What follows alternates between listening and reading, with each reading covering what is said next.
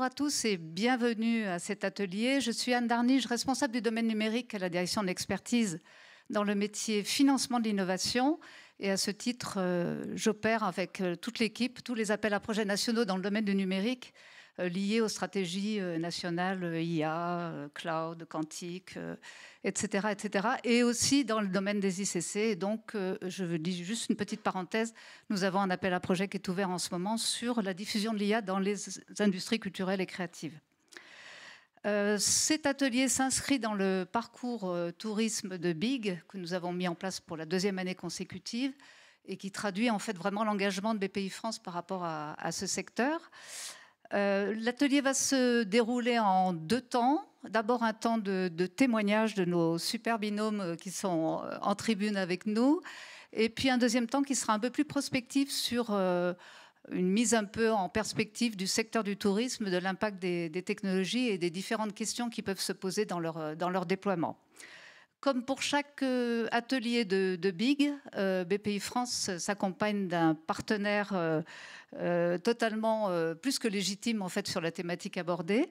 Et donc, on est très heureux en fait d'avoir conçu ce partenariat avec France Tourisme Tech et plus particulièrement avec Maryam Jawad qui va démarrer en fait cet atelier en se présentant rapidement et en présentant la démarche France Tourisme Tech.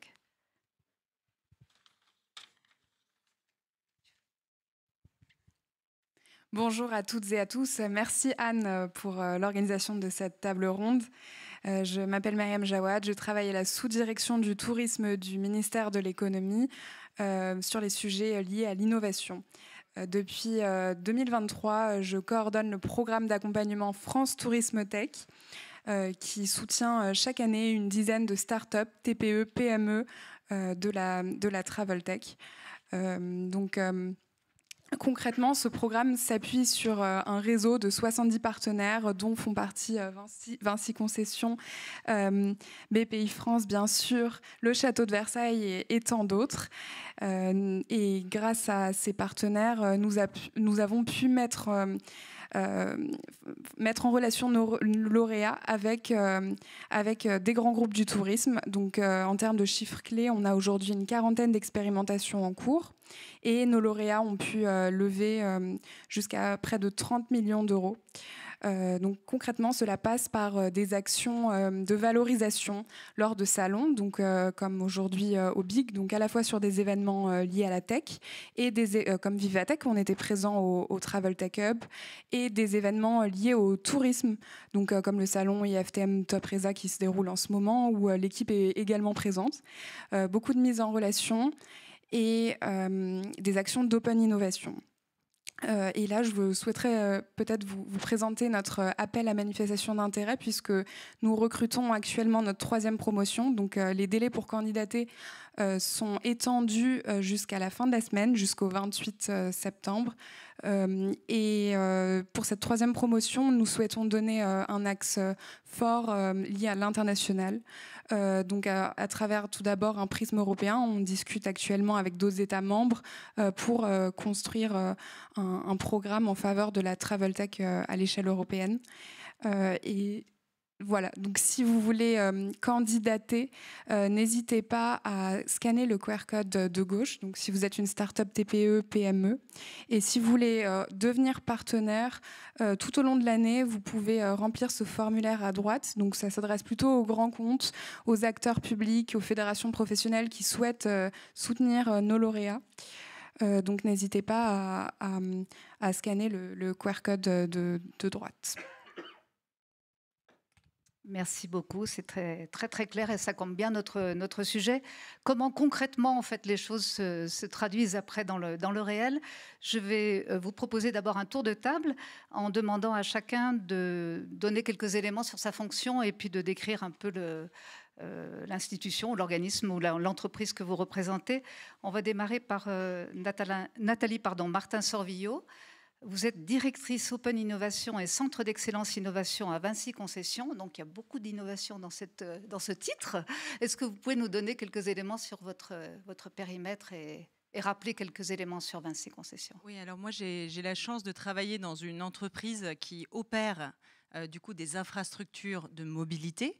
Nous avons un réseau de 73 aéroports dans le monde, plusieurs milliers de kilomètres d'autoroutes et puis une partie de la ligne Sud-Europe-Atlantique pour ceux qui se rendent de temps en temps à Bordeaux. Par conséquent, énormément de millions de passagers, d'utilisateurs de ces infrastructures qui justement vont découvrir de nouvelles destinations ou viennent en France pour rencontrer certains d'entre vous ou découvrir en tout cas tous les beaux paysages et les beaux monuments qui nous entourent.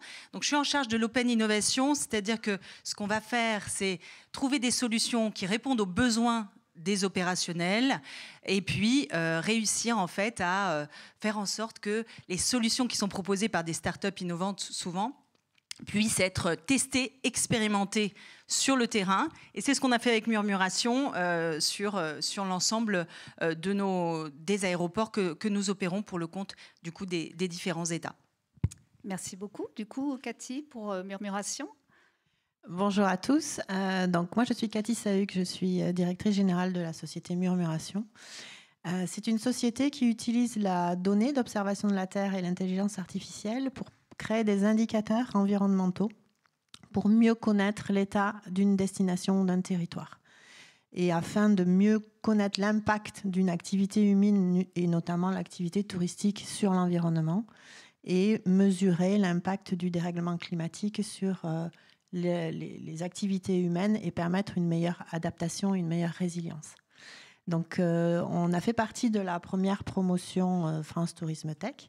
C'est grâce à ça qu'on a rencontré Nathalie et Vinci Concessions, et qu'on a pu lancer en fait un programme dont on vous parlera un peu plus tard.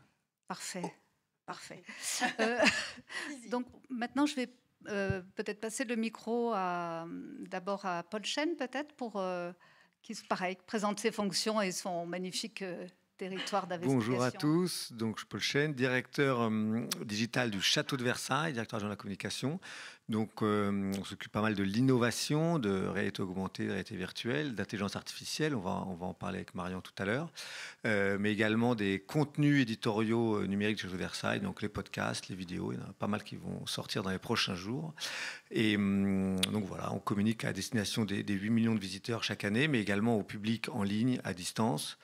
Et voilà, on s'adresse à tous les publics. C'est vraiment la particularité d'une organisation comme le Château de Versailles, contrairement à certaines entreprises ou certains d'autres acteurs économiques. Voilà, nous, on parle à tout le monde, aux Versaillais, aux Franciliens, aux étrangers du monde entier, qu'ils puissent venir, et même à ceux qui ne peuvent pas venir. Voilà, on a des audioguides en 14 langues, des programmes pour les enfants, des programmes pour les gens dans les hôpitaux. Vraiment, on a vraiment vocation et on souhaite s'adresser à tous les publics sur toutes les plateformes et donc y compris grâce à l'intelligence artificielle. On en parlera tout à l'heure aussi. Merci. Marion Carré, donc cofondatrice et directrice générale d'Askmona. Je vous laisse vous présenter. Je clôt ce tour de table. Donc, effectivement, je m'appelle Marion Carré, je suis présidente d'Askmona. Askmona, on aime bien dire qu'on met l'intelligence artificielle au service de la curiosité, c'est-à-dire qu'on intervient dans tous les espaces où les personnes se posent des questions, sont curieuses ou ont envie d'apprendre. Donc, que ce soit des musées, des monuments, des lieux de tourisme aussi, on est vraiment là pour permettre à chacun de découvrir et d'apprendre de façon personnalisée, puisque souvent, vous pouvez avoir dans ces lieux des contenus, tout le monde a accès exactement aux mêmes contenus, aux mêmes informations, alors que tout le monde vient avec un parcours, une curiosité, des envies différentes. Et donc nous, grâce à l'intelligence artificielle, on permet de découvrir autrement, de façon plus personnalisée. Donc on parlera bien sûr de ce qu'on a fait avec le Château de Versailles. Depuis nos débuts, on a accompagné près de 200 acteurs dans 12 ou 13 pays maintenant, donc on est aussi assez internationaux. Et personnellement, je m'intéresse aussi beaucoup aux questions d'intelligence artificielle et de tourisme, et j'ai notamment été nommée ambassadrice sur les sujets d'IA et de tourisme dans le cadre du programme Osélia par la ministre du Tourisme, Nathalie Delattre. On en reparlera tout à l'heure. Merci beaucoup. Peut-être, Myriam, un petit rappel sur la constitution de ces binômes, en fait, avant de les laisser vraiment présenter leur projet. Comment se fait ce mariage-là entre les entreprises ? Belle question. Peut-être pour vous présenter comment se forment les binômes, puisque là on a 2 binômes, mais en réalité il y en a une vingtaine en cours issus du programme France Tourisme Tech. J'aimerais revenir sur 2 temps forts du programme. Donc tout d'abord les Learning Expeditions, donc que l'on organise, enfin que nos partenaires organisent. Je dirais il y en a environ une par mois. C'est bien plus que des visites d'entreprise, puisque nos partenaires convient les lauréats dans leurs locaux, leur permettent dans un premier temps une visite terrain, donc je pense à la visite de l'aéroport de Lyon-Saint-Exupéry par Vinci Concessions ou du château de Versailles par Paul Chen, donc ce qui permet aux lauréats de découvrir un terrain. Ensuite, c'est suivi d'une présentation des stratégies, donc qui permet aux lauréats de mieux se positionner par rapport aux stratégies des partenaires. Et enfin, je pense qu'il fait vraiment la valeur ajoutée de ces visites, ce sont les rendez-vous B2B. Donc il y a vraiment la possibilité pour les lauréats de dialoguer avec les différentes équipes métiers qui ont été mobilisées. Je ne sais pas si Paul, tu veux dire toutes les équipes du château qui ont été... Bien sûr, on a le château forme plusieurs binômes, donc avec Askmona, mais avec d'autres entreprises également.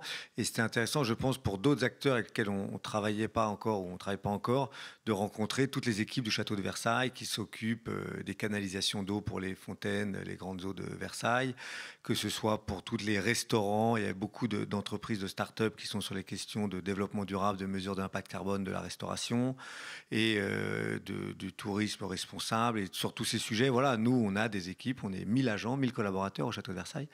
Donc voilà, ce ne sont pas les mêmes qui s'occupent des jardins, des fontaines et des restaurants, ce qui est plutôt rassurant quelque part. Merci. Donc du coup, je vais finir sur le deuxième temps fort, qui est plutôt ce sont des actions des comités de pilotage que l'on organise en propre dans nos locaux à Bercy, de façon trimestrielle, où il y a vraiment un suivi et des discussions, une 60aine de rendez-vous B2B entre lauréats et partenaires qui permettent de suivre les discussions qui ont été engagées précédemment, et c'est aussi l'occasion d'en initier de nouvelles avec les nouveaux partenaires. Donc je dirais que c'est assez naturellement que les binômes se constituent à travers tous ces temps de networking qui sont aussi permis grâce à l'implication très importante des partenaires du programme, que je remercie encore. Merci beaucoup. On va démarrer par le binôme Château de Versailles Askmona. Et si on peut lancer la première vidéo, ça serait top. Alors, une petite démonstration.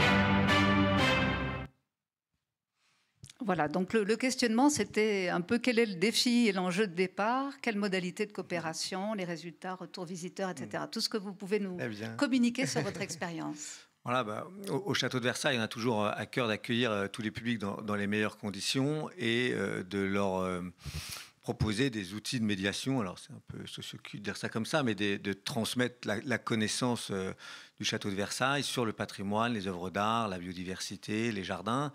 Et donc, voilà, on s'est lancé sur les réseaux sociaux il y a 15 ans, on fait des vidéos. Les premiers guides de visite du château de Versailles remontent bien sûr au 19e siècle. Le musée a ouvert au public en 1837.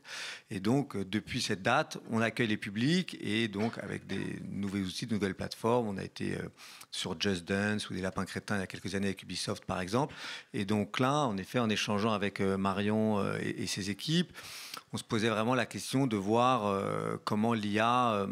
enfin, voilà, nous réfléchissons à l'IA, la manière dont elle pourrait être utile ou pas aux visiteurs du château. Et Marion et ses équipes sont venus nous voir. Peut-être tu veux dire un mot, Marion, sur la manière dont vous nous avez approchés Oui, effectivement, nous, ce qui nous intéressait, c'était d'explorer comment est-ce qu'on pouvait mobiliser l'intelligence artificielle et une technologie assez particulière qui permet d'avoir du dialogue en temps réel, ce qu'on n'a pas montré sur la vidéo parce qu'on a envie que vous alliez dans les jardins du château de Versailles pour l'essayer, mais vraiment le format, c'est d'avoir une conversation en temps réel, comme la discussion qu'on a là, mais avec les statues, et donc on voulait travailler sur l'incarnation de ces statues, donc elles ont toutes une voix différente et elles ont été chacune nourries avec des connaissances issues des équipes du château de Versailles, et vous reviendrez sûrement là-dessus après, pour faire en sorte que l'intelligence artificielle puisse répondre aux questions des visiteurs. Et donc on se demandait vraiment, avec ce public international qui vient nombreux dans les jardins du château de Versailles, comment est-ce qu'on pouvait satisfaire la curiosité de chacun en déployant ce type de dispositif. Donc c'est ça qu'on cherchait à expérimenter ensemble. Voilà, exactement, et à répondre à des questions relativement précises et variées. L'offre au château de Versailles, elle est très importante, et c'est vrai que quand on voit une statue dans les jardins, alors parfois c'est une fontaine, parfois c'est une statue sans eau, mais on peut avoir beaucoup de questions. Donc bien sûr sur l'œuvre d'art elle-même, quel est l'artiste, qui l'a commandée, à quelle époque. Beaucoup des statues et beaucoup de celles qu'on a choisies représentent des figures mythologiques. Donc, on peut avoir des publics qui s'intéressent davantage à la figure de Latone ou du Milon de Crotone, de savoir, voilà, quelle est ton histoire, qui sont ces enfants à tes pieds, enfin, ton fils à tes pieds, ta fille dans tes bras pour Latone. Et du coup, chacun a un peu, vient avec son angle, sa curiosité. On parle beaucoup de curiosité et je pense que c'est très important quand on vient dans un musée, dans un lieu culturel. Il y a cette curiosité de découvrir de nouvelles choses. Et jusqu'à présent, les offres culturelles, c'était vraiment les lieux culturels, les musées qui proposaient un audio-guide, un guide de visite, un ouvrage, et moins une question de la demande de à quoi s'intéressent les visiteurs. Donc on fait beaucoup d'études des publics, bien sûr, et on regarde quels sont leurs sujets, d'où ils viennent, leur âge, un peu les données socio-démo. Mais il y a vraiment cette question-là qu'on permet, grâce à Askmona et OpenAI, de répondre aux questions que se posent réellement les visiteurs. Et c'est assez rare dans un lieu culturel d'avoir l'institution qui se met à la hauteur des visiteurs. Et nous, ces questions d'appropriation culturelle, ils sont extrêmement importants au château de Versailles et pour tous les publics. Je parlais des lapins crétins, donc plutôt pour des jeunes, pour des enfants, mais également l'avantage de ces fiches qui sont assez nourries, comme le disait Marion, validées par des conservateurs, des scientifiques du château de Versailles. Donc on peut avoir des experts, on peut avoir un conservateur d'un musée français ou étranger qui viendrait poser une question spécifique sur le bon de commande de la statue, est-ce qu'elle a été payée ou quoi. Et à l'inverse, des enfants qui disent mais c'est un peu bizarre, pourquoi il se fait mordre la fesse lui. Et donc ça permet vraiment de chacun de poser les questions. On peut demander à Latone si elle n'a pas peur des coups de soleil ou quel est son enfant préféré, si elle a un chouchou ou pas. Et de s'approprier chacun. Donc, en effet, Latone, des gens vont voir une situation de famille, d'autres une situation de détresse, d'autres vont dire mais pourquoi il y a des crapauds. Et il y a 1000 questions quand on voit ces œuvres d'art du château, ça vaut aussi pour les autres œuvres ailleurs. Et l'intelligence artificielle permet cette personnalisation et de donner à chacun ce qu'il a vraiment, ce qui l'intéresse. Et c'est vraiment très important pour nous au château de Versailles. Et donc on a une grande personnalisation avec les exemples que tu prenais sont assez éloquents. On répond aussi bien sur pourquoi est-ce qu'il y a un pigeon sur ta tête, que dans quelle année tu as été faite, avec quel matériau, et des questions très très précises. Et en fait ce qui se passe, c'est qu'à chaque fois l'intelligence artificielle, pour répondre, vient piocher dans une base de connaissances qui a été élaborée par les équipes du château de Versailles. Donc nous on s'assure que même si on pose cette grande diversité de questions et qu'IA répond avec des niveaux de langage et d'explication différents, on a toujours une information qui est sourcée et maîtrisée par le château de Versailles, ce qui veut aussi dire que si on vient poser des questions hors sujet ou problématiques à l'intelligence artificielle, on est ramené vers le cœur de l'expérience. Et donc on a beaucoup travaillé aussi sur ce design conversationnel pour qu'on ait vraiment ce dialogue qui soit plaisant. Et donc on voit que les gens parlent beaucoup et longtemps aux statues, qui font aussi, parce que c'est disponible sur une vingtaine de statues qui sont volontairement assez éloignées dans les jardins. C'est très grand, les jardins du château de Versailles, et on se rend compte que les visiteurs font de différentes statues et donc font vraiment cette visite. Donc ça, c'est très intéressant, avec des profils. Souvent on se dit que c'est quelque chose pour les jeunes, et moi j'avais adoré cette histoire que m'avaient raconté les équipes sur un groupe de 3 dames âgées qui avaient vraiment fait le tour des statues. Donc ça plaît à différents types de publics. Et ce qui est intéressant, c'est que ensuite toutes ces conversations, nous on va ensuite les analyser pour comprendre quelles sont les thématiques de questions que se posent les publics devant les œuvres, qu'est-ce qu'ils ont envie de savoir, quelle est aussi leur curiosité. Donc c'est quelque chose dans les deux sens, c'est-à-dire que ça permet aux visiteurs d'avoir des découvertes et des informations sur ce qui les intéresse, mais aussi de comprendre en fait mieux les publics et quels sont les enjeux sur lesquels ils veulent en apprendre plus. De mieux connaître les publics, de voir ce qui les intéresse. Et c'est vrai que ce sont des choses qui sont très importantes pour un musée, la question de l'étude des publics. Le retour alors du coup des utilisateurs Alors déjà, nous, on est content déjà en tant qu'opérateur au Château de Versailles, on est toujours content de proposer un nouveau dispositif de médiation gratuit, on l'a pas dit, mais bien sûr gratuit, qu'on peut utiliser sur l'application du château. Donc ça, c'est déjà une bonne chose. Et on le voit, les premiers chiffres sont très bons, puisqu'on a eu dès le mois de juillet plus de 1000 questions par jour posées au statut. Et donc, on voit que c'est quelque chose de très complémentaire. Et il n'y a pas du tout de sujet avec l'audio-guide, les visites guidées, les guides de visite. On n'a pas d'éditeurs ou de libraires qui sont venus nous voir en disant « Ah, les gens vont plus acheter de livres ». Je pense que c'est très bien d'acheter des livres sur les statuts du Château de Versailles, et je vous encourage à le faire. Mais c'est très bien aussi d'écouter les conversations qu'on peut avoir avec les statuts en direct. Et tous ces dispositifs sont très complémentaires. Et encore une fois, pour parler à tous les publics, il faut être présent sur toutes les plateformes. C'est vraiment notre stratégie. Et donc c'est vrai qu'on a des retours terrain qui sont excellents et ça se retranscrit aussi dans les chiffres. Et il y a eu aussi un vrai rayonnement du projet qui a eu des articles dans des dizaines de pays dans le monde. On a eu aussi un beau papier dans le New York Times. Donc il y a aussi un rayonnement autour de ce projet. Voilà, et c'est vrai qu'au Château de Versailles, on a la chance d'avoir un service presse assez puissant et puis voilà, une marque assez forte, et je le dis modestement. Mais sur un projet numérique, il y a vraiment eu en effet un engouement pour la presse, et je pense qu'on a été servi aussi par un bon timing où les sujets d'intelligence artificielle, là ici on parle à des experts, mais le grand public en entend beaucoup parler, et c'est vrai que de sortir ce projet en juin 2025, je pense que beaucoup de gens, du grand public, se dire, alors on parle beaucoup d'IA, mais c'est quoi l'IA? Et sans doute qu'ils s'en servent, ils utilisent Siri sur leur iPhone ou quoi, mais sans savoir vraiment ce que c'est que l'IA. Et là, ils avaient un vrai sujet d'IA qui pouvait s'approprier facilement, gratuitement, et tester ce que c'était l'IA. Et je pense que c'est aussi une des raisons du succès, d'être vraiment quelque chose de très grand public, de facile d'accès et pour tous. Et c'est particulièrement intéressant à tester avec les enfants, je vous encourage à le faire. Et c'est vrai qu'on entend beaucoup parler de l'intelligence artificielle sous l'angle de la productivité. Et là, on montre aussi ce qu'elle peut apporter à la curiosité, à la découverte et au partage des savoirs. Merci beaucoup. Je vous invite à garder vos questions pour juste après la présentation de notre deuxième binôme. Je pense qu'il y aura pas mal de questions parce qu'effectivement, c'est tout à fait intéressant. Donc, Vinci, concession et murmuration, je vous laisse la parole. Et on va peut-être d'abord démarrer par l'enjeu, parce qu'on va partir sur autre chose. Là, on était sur l'IA générative. Là, c'est autre chose.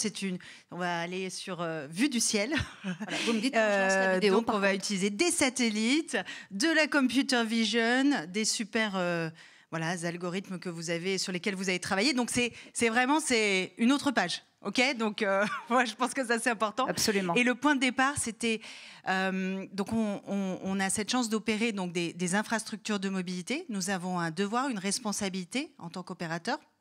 C'est vraiment de faire en sorte de restituer et de régénérer en fait les actifs que l'on nous demande d'opérer, c'est-à-dire de les exploiter, de les améliorer, de les entretenir. Et donc on avait un enjeu puisque nous avons donc 73 aéroports dans le monde entier. Et sur ces aéroports, il y a des pistes, mais à côté, il y a aussi des actifs qui sont de la végétation, bien entendu, des terrains sur lesquels nous sommes en train de mettre en place tout ce qui est les nouveaux hubs énergétiques, donc c'est de la production d'énergie solaire notamment. Et on avait besoin de voir comment ça évoluait dans le temps. Et c'est comme ça qu'un jour, on a rencontré Murmuration dans une Learning Expedition. Qui a fait l'Ultra Trail Mont Blanc ici? Est-ce que quelqu'un a couru autour du Mont Blanc et alors, comme le thème, c'est la vérité, pas du tout. Vous ne pouvez pas mentir. Vous n'avez pas. Bon, alors sachez qu'il y a plein de gens qui courent, il y en a d'autres. Pas nous.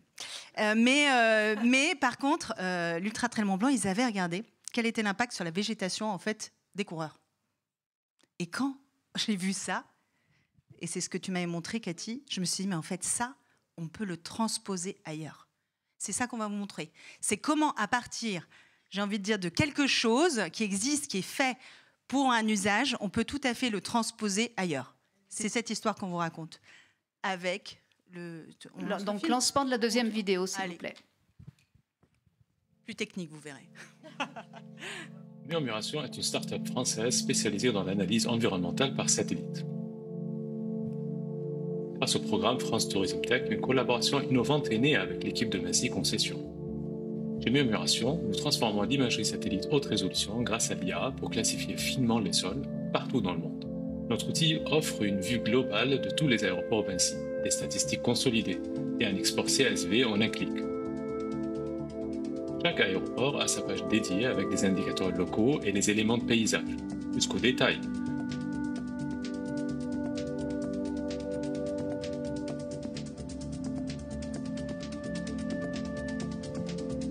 Arbres isolés et installations photovoltaïques, tout est quantifié.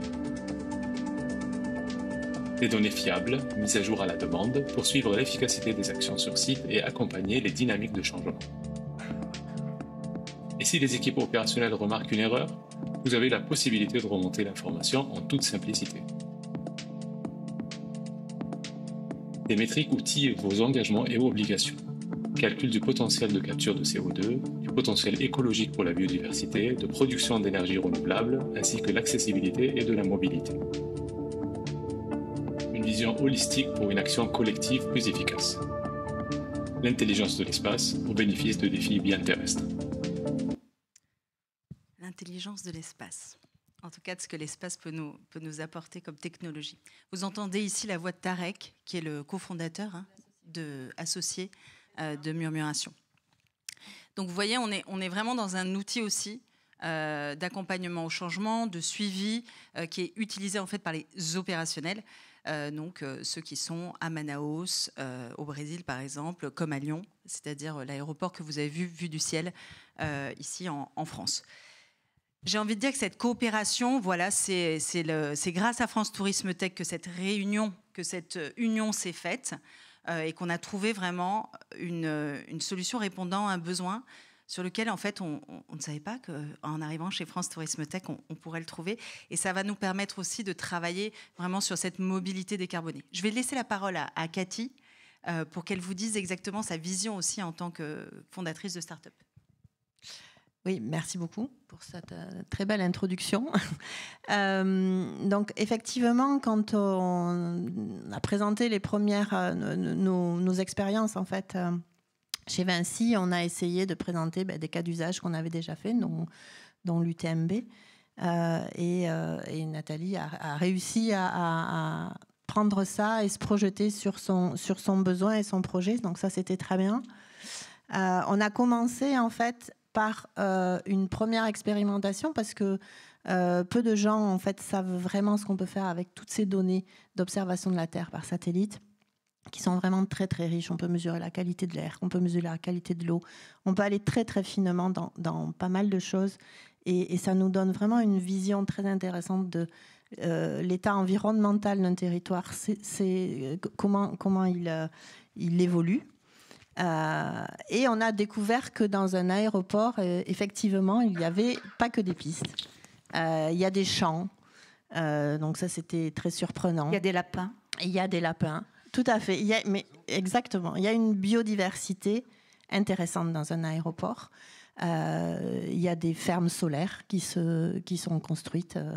Voilà. Donc il y a tout un terrain de jeu sur lequel finalement Vinci va pouvoir utiliser et travailler et ce dont ils avaient besoin, c'est de connaître ce terrain de jeu de façon très rapide. Ce que propose la donnée satellite, c'est que du coup on a ces données-là partout dans le monde, c'est la même donnée, il n'y a pas besoin d'intervention humaine.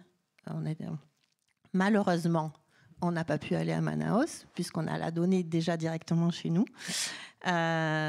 Donc l'intérêt, en fait, c'est vraiment d'avoir cette vision globale, très rapide, de tous les assets dont dispose Vinci sur ces aéroports. Et ils vont pouvoir, à partir de cet état des lieux, lancer des actions de régénération, par exemple, de la biodiversité, et les suivre dans le temps.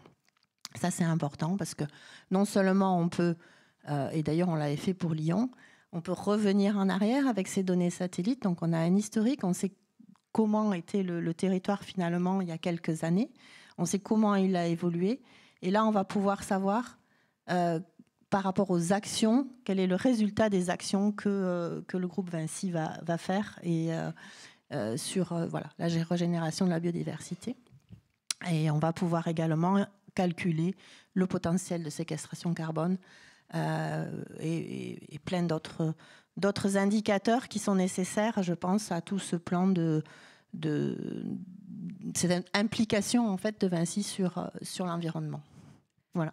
Est-ce qu'il y a déjà quelques actions concrètes qui sont en préparation Bien sûr. Déjà, il faut savoir que toutes les entreprises aujourd'hui en Europe se doivent de faire un état des lieux précis sur l'ensemble des indicateurs de végétation, par exemple. Donc ça, vous imaginez la vitesse aussi à laquelle ça peut être fait et la précision aussi.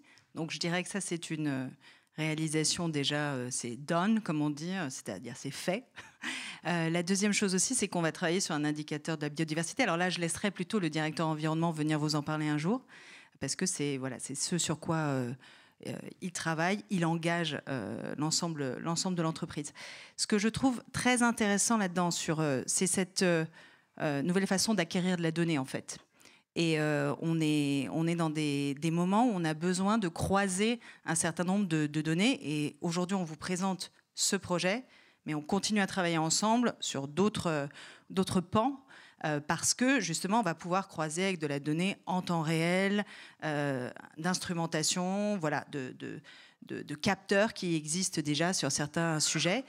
Et en fait, c'est ça que ça nous ouvre. Ça nous ouvre tout ce potentiel, en fait, de croisement de données. Donc encore merci aux équipes de la Direction générale des entreprises et à France Tourisme Tech, sans qui ceci ne se serait pas produit. Super. Bravo. Je voulais ouvrir une petite séquence de questions-réponses à partir de ces deux témoignages très marquants et vraiment intéressants. Est-ce qu'il y a des questions dans la salle ? Alors. Oui, merci bien. Une petite question concernant votre projet, Vinci et Murmuration. Au moment de la cartographie, quel est le degré d'intervention humaine ? Puisqu'en réalité, on a plusieurs bâtis.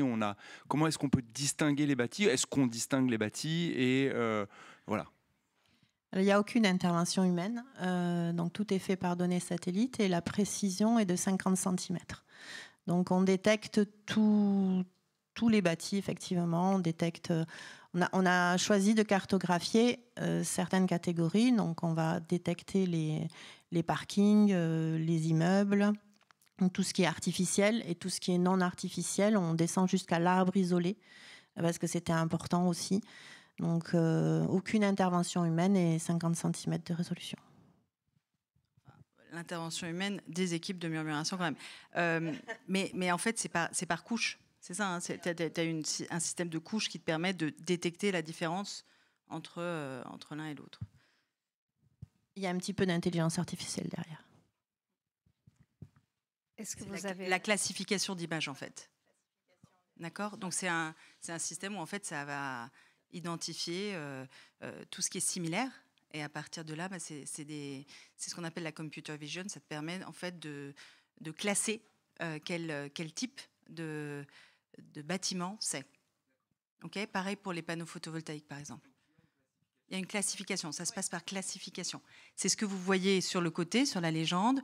Vous arrivez en fait, vous allez voir en fonction aussi ils sont très forts en fonction de... Je vais essayer de l'exprimer avec mes mots. Hein, en fonction du degré de photosynthèse d'une plante, ils sont capables de dire si c'est... là, on ne le voyait pas, mais l'état de la végétation. Est-ce que c'est sec ? Est-ce que c'est verdoyant ? Et donc tout ça, ça va nous permettre de mieux comprendre aussi les territoires. Parce que c'est un vrai enjeu. On ne l'a pas encore abordé, mais l'adaptation au changement climatique, il va être là. Donc ça fait partie des choses très précises qu'on réussit à avoir. Et surtout, ce qu'a dit Cathy, moi qui m'a impressionnée, c'est cette capacité à stocker en fait de la donnée pendant 5 ans, ce qui veut dire que nous, on peut rétrospectivement regarder sur un actif quelle a été l'évolution de la végétation et puis aussi des sols. Voilà, c'est tout ça qu'on a appris à faire aussi ensemble et en discutant et en interagissant, en disant, bah voilà, nous, ce qu'on cherche, enfin, faut pas... Et au fur et à mesure, vous nous dites, ah bah ça, on sait faire. Ok, vas-y, on teste, on tente. Voilà, donc on est dans cette relation-là, dans ces interactions-là. Merci beaucoup. Est-ce qu'il y a d'autres questions ?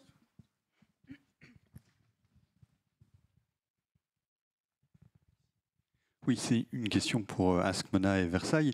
Est-ce que vous étudiez un petit peu les éventuelles questions sans réponse pour améliorer le corpus de réponses, justement ?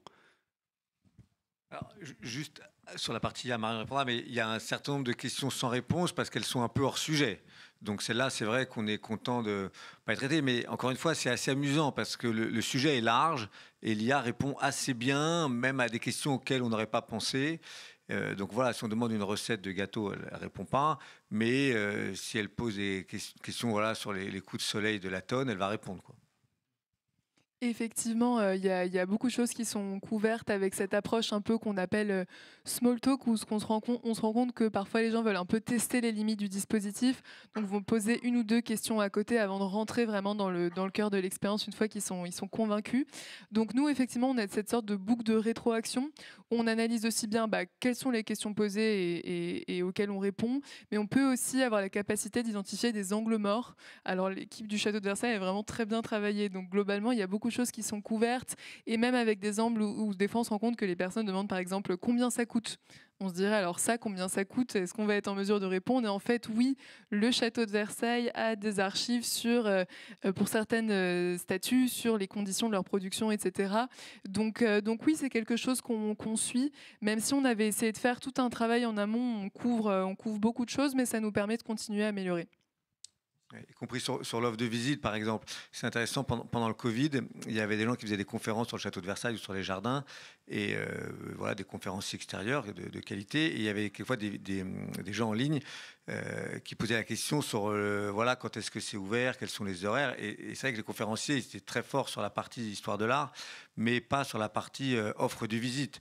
Et là, justement, dans l'intelligence artificielle, on l'a nourrie en disant, voilà, cette fontaine, elle est ouverte le samedi de 10h à 11h, celle-ci de 15h à 16h, et pas tel jour. Et donc, c'est vrai que à Versailles, c'est compliqué, enfin, dans les lieux culturels en général, mais au Château de Versailles, de séparer la partie pratique de la partie culturelle, patrimoniale. Ce que je veux dire, quand les gens ils viennent voir une exposition, mais c'est important de savoir à quelle heure ça ouvre, combien ça coûte, est-ce qu'il peut y avoir la gratuité, est-ce qu'il y a des toilettes, oui, ou, et ce genre de choses. Peut-être j'en dirai un mot tout à l'heure sur notre prochain projet qui marie un peu les deux, justement.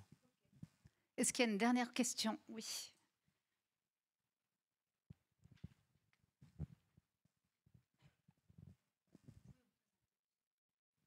Oui. Marie-Hélène Viviani, je travaille pour une entreprise à mission qui a mis en place une messagerie instantanée professionnelle et éco-conçue. La question, c'était pour Marion. J'imagine qu'en plus, comme l'IA, elle est sur une base de connaissances finalement fermée, faite par le château de Versailles. Elle a cet avantage de maîtrise des connaissances, mais elle est aussi plus frugale, forcément, et elle dépense moins d'énergie que dépenserait une IA qui va chercher partout. Merci pour votre question. L'enjeu de la frugalité, il est important. Nous, il est au cœur de nos réflexions dans la façon dont on va développer, on va dire, nos pipelines, et donc la façon dont on va aller chercher l'information, mobiliser l'IA. On essaie d'avoir un minimum d'interaction pour éviter effectivement d'avoir trop d'impact. Après, je vous dis ça en toute humilité, dans le sens où là, la technologie qu'on utilise, c'est du real-time, donc c'est de la conversation en temps réel, donc ça passe par la voix, donc il y a aussi il y a effectivement un impact aussi dans la consommation, avec un enjeu plus globalement sur l'intelligence artificielle, où nous, c'est quelque chose qu'on suit de près. On a de plus en plus d'études qui sortent et qui sont très intéressantes. Il y avait par exemple tout ce dossier du MIT Tech Review que certains ont peut-être vu dernièrement, qui permet de mesurer de plus en plus finement l'impact, mais ça reste aussi un enjeu que nous, on suit de près pour pouvoir de plus en plus réduire l'impact environnemental de ce type de dispositif. Ah, alors vraiment la dernière cette fois. Oui, bonjour Eva Roche, je travaille dans le tourisme. Juste en combien de langues en fait? J'ai pas bien saisi. On peut poser ces questions et surtout, voilà, est-ce qu'on peut poser des questions dans n'importe quelle langue et donc l'IA y répond? Bien Voilà. sûr, on a choisi ensemble de faire ce dispositif en 3 langues. En fait, l'application, elle est en français, anglais, espagnol. À l'intérieur, on a certains parcours dans d'autres langues et on a choisi avec Ascmona de proposer dans ces 3 langues, français, anglais, espagnol. En fait, la question de la traduction, l'IA la gère très bien. Donc, en fait, on pourrait le proposer dans d'autres langues, mais l'interface de l'application, comme elle est que en 3 langues, on a décidé de mettre l'IA, enfin le parcours IA, uniquement dans ces 3 langues. Merci. Je crois qu'on va arrêter notre première partie d'atelier qui est, à mon avis, quand même la plus importante parce que basée sur vos témoignages, on va essayer de prendre un petit peu de recul puisque l'intitulé de l'atelier, c'était Tech et tourisme, les enjeux adressés et la transformation du secteur du tourisme, pour essayer de voir un petit peu plus large en fait sur ces technologies qui vont permettre d'adresser les enjeux du secteur. Je vais proposer à Myriam Jawad dans un premier temps de nous faire un petit point sur les 2 promotions en fait de France Tourisme Tech et les technologies qu'elle a rencontrées, croisées avec quel enjeu en fait d'une certaine manière, de faire un petit récap sur ce qu'elle a croisé à travers ces 2 promotions. Donc depuis 2 ans, on a eu la chance de pouvoir accompagner 25 entreprises, donc celles de la première et deuxième promotion. Et on se rend compte finalement qu'il y a certains axes, je dirais 4 axes, qui se permettent de structurer un petit peu sur le volet thématique les différents enjeux du tourisme et de la travel tech plutôt. Donc tout d'abord, le premier axe, c'est celui de la gestion des flux touristiques. Donc on a plusieurs lauréats qui ont des technologies différentes, donc en lien avec donc des technologies d'IA, le LIDAR, qui peuvent installer des capteurs, utiliser des caméras de vidéosurveillance pour mieux prévoir l'affluence. Donc dans certains lieux touristiques comme les musées notamment. Donc on peut penser, par exemple, je pourrais citer Wintix, qui est lauréat de la première promotion et qui a expérimenté pendant les Jeux Olympiques et Paralympiques son logiciel CityVision pour surveiller les foules. Je dirais qu'il y a un deuxième axe qui est assez important, qui est celui du tourisme durable et décarboné, ce qui passe notamment par des solutions innovantes. Un quart des lauréats des 2 promotions travaillent sur ce sujet. Donc notamment Murmuration bien sûr, mais d'autres startups comme l'Uniwave qui propose un objet connecté pour permettre aux hôteliers d'économiser de l'eau, mais aussi Fullsoon dans le domaine de la restauration qui permet de calculer l'empreinte carbone. Donc c'est un second axe qui est assez important dans notre programme. Et je dirais un troisième axe qui est l'accessibilité, le fait de rendre le tourisme et l'offre touristique plus accessible. Jusqu'alors, on parlait beaucoup de tech, de technologie, mais on peut aussi parler de low-tech, avec notamment Les Flâneuses, qui est une start-up lauréate de la deuxième promotion, qui développe un produit, donc une chaise adaptée aux personnes à mobilité réduite, qui sont déployées dans différents aéroports, musées. Donc ça, c'est un axe qui est assez important. Enfin, donc je dirais qu'il faut que le tourisme est diversifié. Ça passe aussi par différents segments comme des solutions de tourisme d'affaires, des solutions dédiées au nautisme. Donc on a un lauréat sur ce segment, Click and Boat. Et enfin, le dernier axe, et je terminerai par là, c'est la personnalisation des expériences touristiques. Donc on voit qu'il y a une attente forte des voyageurs d'avoir...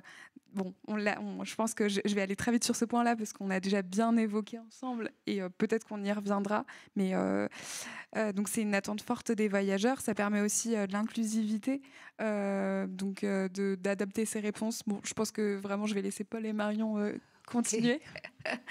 Ok. Ben justement, ma question, moi, c'était par rapport à tous ces enjeux, hein, donc l'accessibilité, le tourisme plus durable et décarboné, la gestion des flux, et puis on a vu aussi la personnalisation des expériences touristiques.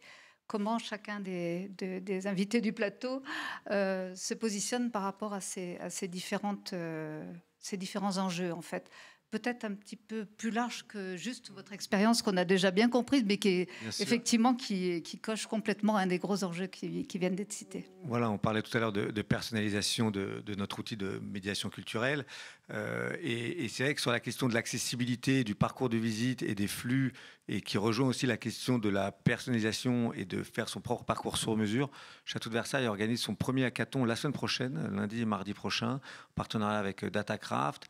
Et on va demander à 13 équipes de 4 personnes, data scientists, un peu étudiants, mais surtout des gens d'entreprise, de créer un petit robot basé avec de l'intelligence artificielle pour que des visiteurs disent, ben voilà, moi je voudrais venir tel jour, je suis avec quelqu'un qui a une mobilité réduite, quelqu'un qui est malentendant, quel va être mon parcours idéal, ou je viens avec des enfants, ou je viens en amoureux, et je voudrais voir voilà, et que le robot puisse dire, ben voilà, en ce moment il y a cette exposition, vraiment c'est à ne pas rater, ou allez plutôt à Trianon si vous venez l'après-midi parce qu'il y aura un peu moins de monde, ou prenez le petit train si vous êtes avec une personne à mobilité réduite, et vraiment d'avoir un parcours de visite qui soit sur mesure et qui réponde réellement aux besoins, aux envies, aux souhaits de chacun des visiteurs. Donc ça rejoint ce qu'on disait tout à l'heure. Et donc il y a à la fois de l'intelligence artificielle et de l'intelligence collective, puisque voilà, il y a 50 personnes, plus de 50 personnes qui vont travailler ensemble par groupe de 4. Voilà, il reste encore quelques places, un groupe ou deux si ça intéresse parmi vous. Et de proposer, de travailler ensemble, et ensuite, en fonction des résultats, de pouvoir implémenter ce chatbot, et qui sera vraiment plus sur la partie, comme vous l'avez compris, pratique, parce que je le disais tout à l'heure, au Château de Versailles, il y a bien sûr une expérience culturelle, de médiation, d'en savoir plus. Voilà, quand on va au musée, on veut des émotions, mieux connaître, mais il y a aussi, on veut passer un bon moment, manger dans un bon resto si on a le temps, s'asseoir sur un banc, avoir un moment de fraîcheur, remplir sa gourde, voilà, passer un bon moment en famille ou entre amis. Et c'est important aussi, c'est vraiment compliqué de dissocier les deux, c'est-à-dire que si on va dans un musée avec des très beaux tableaux et que les toilettes sont sales, ben on ne sera pas content finalement. Donc l'aspect serviciel et l'aspect culturel sont vraiment très liés, et dans la manière dont on s'adresse aux visiteurs au Château de Versailles, on est vraiment attaché à adresser ces deux enjeux de manière très approfondie et jointe. Merci Marion. Effectivement, sur cet enjeu d'accessibilité et d'intelligence artificielle, moi je vois vraiment 3 dimensions clés très intéressantes à explorer. Il y a cette dimension d'accès en fait pratique au lieu, et que tu mentionnais également sur, en fait, quand on est un visiteur et qu'on se pose une question sur est-ce que je peux venir avec une poussette ou dans telle et telle condition, quand on n'a pas sa réponse, on a des chances de se décourager en se disant ah bah tiens, je vais pas y aller, c'est trop compliqué, j'ai pas la bonne réponse au bon moment. Et donc il y a cet enjeu, tu disais l'IA, pour vraiment ouvrir les portes de l'institution pour que chaque visiteur ait toutes les bonnes informations au bon moment. Et nous, par exemple, on travaille avec le musée d'Orsay, parmi beaucoup d'autres institutions, sur ces aspects-là de donner la bonne réponse au bon moment, et donc d'aider les agents aussi qui reçoivent beaucoup de questions sur ces sujets-là. Donc ça, c'est ce que j'appellerais l'accessibilité pratique. Ensuite, il y a des choses qui, pour moi, relèvent plutôt de l'accessibilité que je qualifierais de symbolique. C'est-à-dire que quand on va dans un lieu culturel, on a besoin, on n'a pas toujours les premières, je dirais, marches de culture générale ou de compréhension de telle ou telle thématique d'exposition ou de lieu qui vont nous permettre de vraiment saisir pleinement ce qu'on a en face de soi. Et donc l'intelligence artificielle, elle facilite aussi cette accessibilité pour se dire, en fait, et souvent c'est ce que nous on a eu comme retour de la part des équipes avec lesquelles on travaille, c'est que elles se sont rendues compte que les personnes étaient tout à fait à l'aise pour poser des questions qu'elles n'auraient pas osé poser à un humain en se disant en fait c'est une question bête, et si je vais poser cette question je vais être jugée, ou c'est quelque chose que je devrais savoir, etc. Donc ça permet vraiment à chacun de se sentir tout à fait à l'aise de poser n'importe quelle question et d'avoir le bon niveau de réponse. Donc ça, c'est l'accès symbolique. Et après il y a l'accessibilité au sens où on l'entend assez classiquement, qui est comment est-ce qu'on permet à chacun d'avoir du texte, d'avoir de l'audio, d'avoir aussi, on peut faire en sorte de mobiliser l'intelligence artificielle pour avoir des contenus en facile à lire et à comprendre. Donc ils sont vraiment comment est-ce qu'on peut adapter même la forme du contenu en fonction de différentes situations de handicap. Et donc je pense que sur ces 3 champs-là, c'est très intéressant d'explorer ce que cette technologie peut apporter. Merci beaucoup. Cathy ? Oui. Alors moi, j'irai un peu sur un autre terrain, en fait. Donc, quand on a démarré, quand on a lancé la société Murmuration, on a décidé avec mon associé de mettre ces données au service du tourisme. Pourquoi le tourisme? Parce que ça touche le monde entier. Et ça touche beaucoup de personnes. Donc, il y avait une volonté aussi de sensibiliser un grand nombre de personnes, et notamment les touristes, à la protection de l'environnement. Et ça permet aussi d'objectiver. Quand on amène des données, ça permet d'objectiver, peut-être de dépassionner certains débats sur le surtourisme. Il y en a beaucoup qui s'échauffent en fait là-dessus. Telle région est en surtourisme, non, moi c'est la mienne, etc. Quand on amène des données réelles, en fait, est-ce qu'il y a ou pas dégradation de l'environnement? Ça permet un peu d'objectiver tous ces débats.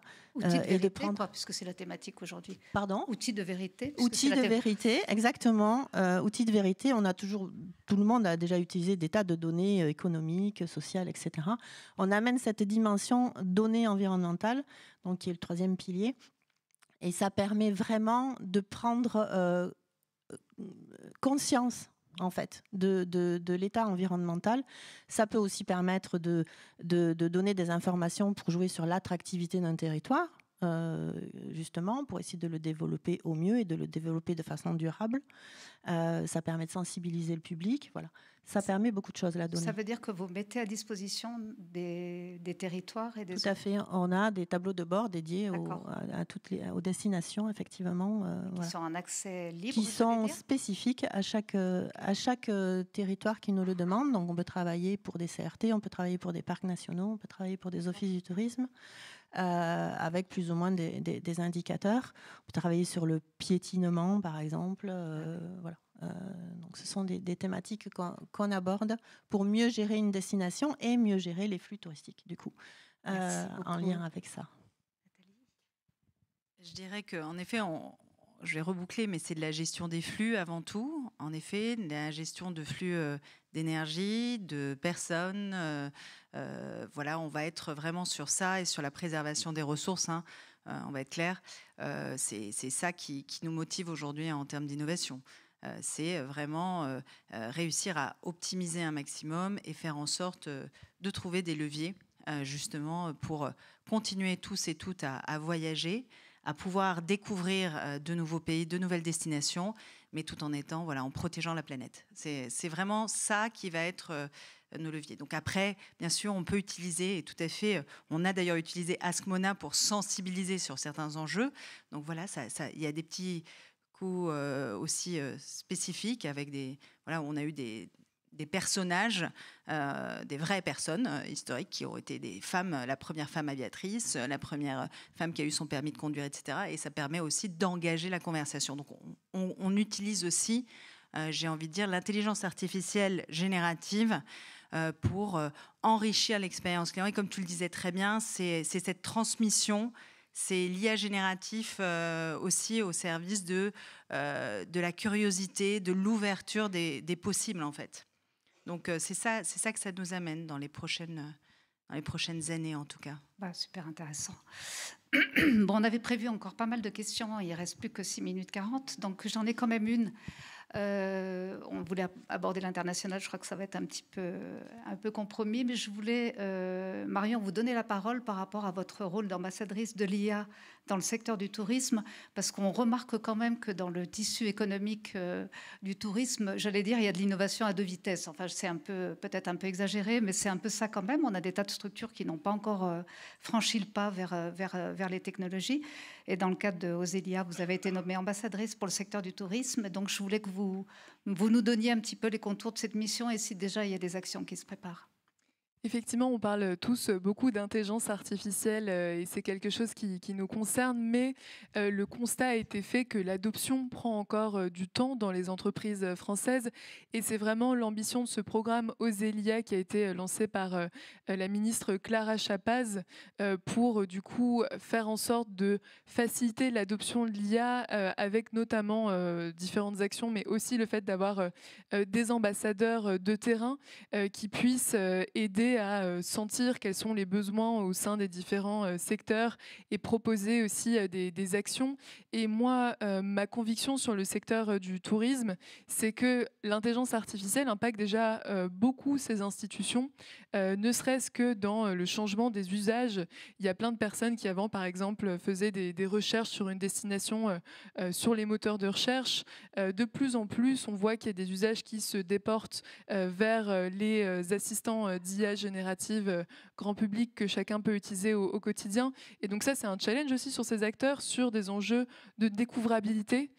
Comment est-ce qu'on peut mobiliser l'intelligence artificielle pour mettre en valeur et faire en sorte que sa destination soit facilement identifiée, avec le risque. C'est vraiment deux faces d'une même pièce. C'est qu'il y a l'opportunité qui est d'être découvert plus facilement, mais il y a ce risque, si on n'est pas présent sur ces plateformes, d'être du coup moins mis en avant, moins valorisé. Donc il y a tout ce positionnement qui est à revoir. Et il y a aussi un enjeu qui, je pense, dépasse largement aussi le tourisme, sur l'adoption dans les pratiques professionnelles, avec un enjeu de formation. Comment utilise l'intelligence artificielle, de cas d'usage, parce que souvent on parle d'IA depuis le début, on a donné des exemples, mais parfois c'est difficile de savoir précisément, moi dans mon métier, qu'est-ce que ça peut apporter, comment je peux m'en saisir, et un enjeu aussi pour les organisations de donner des guidelines et un cadre aussi éthique, déontologique sur quels usages de l'intelligence artificielle on veut avoir, au contraire quels usages on n'a pas envie d'avoir. Juste avant, je faisais la modération d'une table ronde sur art et IA avec quelqu'un de la galerie de Perrotin qui expliquait qu'ils font le choix pour certaines choses de ne pas utiliser l'IA parce qu'ils font appel à des curateurs qui vont écrire des textes, etc. Donc c'est toutes ces questions que les organisations se posent en général et sur lesquelles il y a besoin effectivement de nourrir et surtout en passant, moi ma conviction c'est que c'est en passant par le partage d'expériences, parce qu'il y a aussi beaucoup de personnes qui expérimentent des choses dans leur coin, et là pendant cette table ronde on a parlé d'expérience, mais c'est vraiment ça qui va permettre, je pense, de progresser en se nourrissant de ce que font les uns les autres pour apprendre et avoir une connaissance partagée. Merci beaucoup, Cathy. Je crois que vous êtes aussi ambassadrice dans le cadre de ce plan. Est-ce que vous voulez rajouter Oui, donc effectivement, je suis aussi ambassadrice. Donc ça a été très très bien expliqué par Marion, tout le plan et pourquoi on est là. En sachant que on parle beaucoup d'IA générative, mais il y a beaucoup d'autres sortes d'IA, et l'IA qu'on utilise nous, c'est plutôt de l'IA qui sert à faire de la modélisation, qui sert à faire des projections. C'est comme ça qu'on arrive à avoir projeter en fait des impacts du dérèglement climatique sur des destinations pour anticiper au mieux l'adaptation au changement climatique des activités touristiques ou des hébergements, etc., notamment par rapport à la montée des eaux, par exemple. Donc voilà, c'est tout ça que permet l'IA aussi. Et je pense qu'on a pas mal de travail donc pour essayer de faire adopter ça, de faire mieux comprendre en fait à quoi ça peut servir. Voilà. Merci beaucoup. Il nous reste 2 minutes, donc je dirais 3 questions, pas plus. Est-ce qu'il y a une question ? Trop complet alors quoi.